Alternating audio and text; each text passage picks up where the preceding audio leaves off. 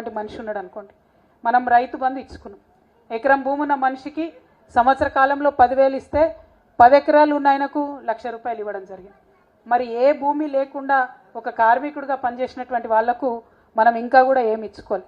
నా స్వప్నం, నా కల ఏంటంటే రేపటి తెలంగాణలో నీకు భూమి ఉన్నా లేకున్నా, నువ్వు కార్మికుడివైనా చిరు ఉద్యోగివైనా నిన్ను ప్రభుత్వం అట్లా ఆదుకోవాలి. ఆ దిశగా మన ప్రయాణం జరగాలి.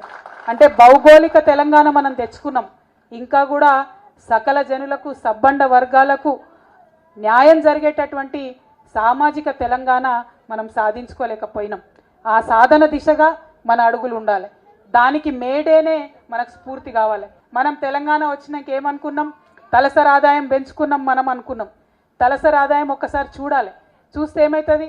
రంగారెడ్డి జిల్లాలో 8 లక్షల చిల్లర తలసరి ఆదాయం ఉన్నది.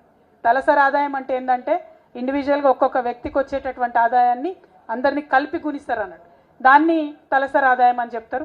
దానివల్ల మన సమాజం ఎంత ముందుకు పోయిందని చెప్తారు. తెలంగాణ రాకముందు ఇంకా దారుణంగా ఉండే. తెలంగాణ వచ్చినాక ఈ 11 ఏళ్లలో రంగారెడ్డి జిల్లాలో తలసరి ఆదాయం 8 లక్షలు ఉంటే, రంగారెడ్డి జిల్లా నుంచి కరెక్ట్ 10 కిలోమీటర్ల దూరం పోతే వికారాబాద్ ఉంటుంది. ఆ వికారాబాద్లో మొత్తం రాష్ట్రంలోనే అతి తక్కువ 1,58,000 మాత్రమే తలసరి ఆదాయం ఉంది. అంటే 10 కిలోమీటర్ల దూరంలో ఎంత అంతరం ఉంటుంది? ఒకటిది మేడ ఉంటుంది, మేడ ముంగటనే మురికివాడ ఉంటుంది. ఇంత అసమానతలు ఉన్న సమాజం మనదని చెప్పుకుంటొచ్చు.